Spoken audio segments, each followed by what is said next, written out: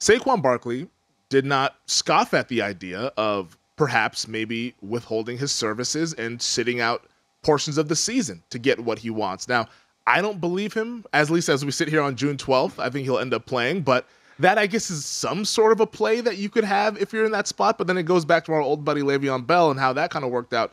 And that didn't really – we've now since heard he has regrets going ahead and doing that.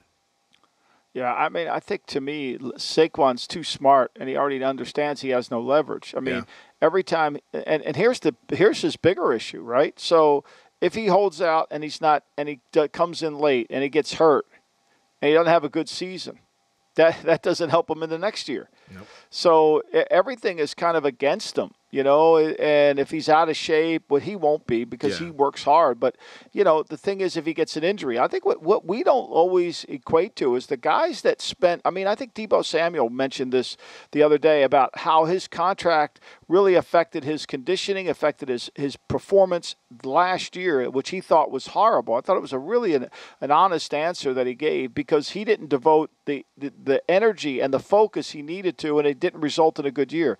It's no coincidence that off-season work habits and dedication translates into good season. It also translates into perhaps avoiding injury. And I think when you take down this slippery slope, look, I get he doesn't want to come to minicamp. I get he don't want to come to OTAs. I got that. But to me, you're a football player. Football players have to demonstrate they have unique skills. And holding out isn't going to get him anything but lose money. I mean, holding out, once he holds out, he then, believe this or not, Femi, he then does the team a favor. Because every week they pick up cap room.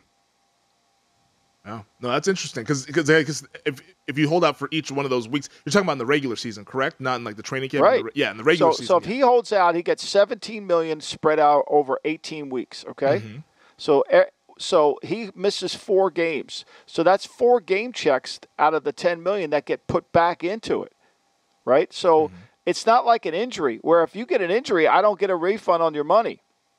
And we all know these running backs could get injured at any time. So if he wants to hold out, if I were talking to Saquon's agent and he wants to hold out and he wants to miss time, look, you're doing us a favor. Will we miss him in a game? Oh, absolutely we're going to miss him, but we're used to missing players. I mean, we have injuries. So if you want to hold out for 7 weeks, no worries. It gives me money back. We're going to keep going because that's what the NFL is. We keep going. We'll find a way to win games. We may not win them as we would easier with you here. We would love to have you, but we'll work around this.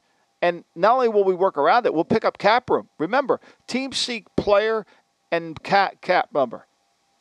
Well, let's talk about how the Giants would be affected by this if he were to hold out. Like, we don't think it's going to happen. That's something that he hasn't ruled out, but that's just one of the talking points and one of the things that might happen due to this contract negotiation. I thought it was interesting what Saquon said. We didn't play it in the clip, and it's out there on Twitter. I think the SNY Giants are the ones that put it out there.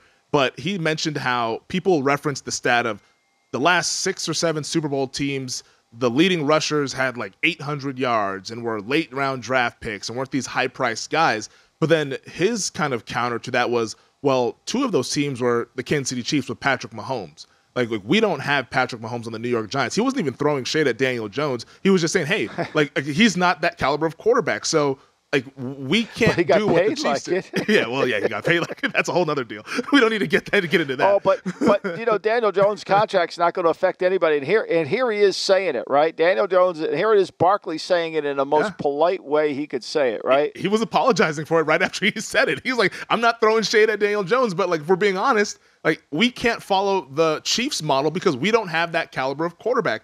I'm valuable to this team, similar to how Derrick Henry is valuable to the Tennessee Titans. Like, how do you think that would factor into these negotiations to where if you're the Giants, clearly you know that you need him with the quarterback that you have, but you also can't get irresponsible and start paying him like $12 million a year? I think the thing you have to do is you say, okay, we have Matt Brinda behind him. That's not going to be good enough, so we'll sign Kareem Hunt. If he wants to hold out, we'll just sign Kareem Hunt. I mean, one thing you learn in the NFL is life goes on. It goes on. It waits for no one. So we'll sign Kareem Hunt. And we'll sign him on a 1-year deal with a lot of incentives and give him a chance, and he can come in here and be the guy. Well, is he as good as Barkley? No. How much of a decline is it from Barkley? I mean, so say Barkley's a 6'7" player and Hunt's a 63. Okay. I mean, look, we got to win by it with a team. We're not going to win. One player doesn't win a game.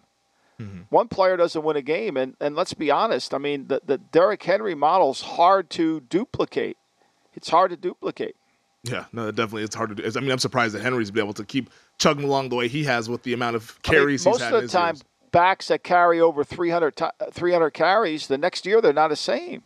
Yeah. So, they always have a decline. This kid's been uniquely been able to endure. And even though he's gotten hurt at times and he's missed some games, it's just he's still a powerful force.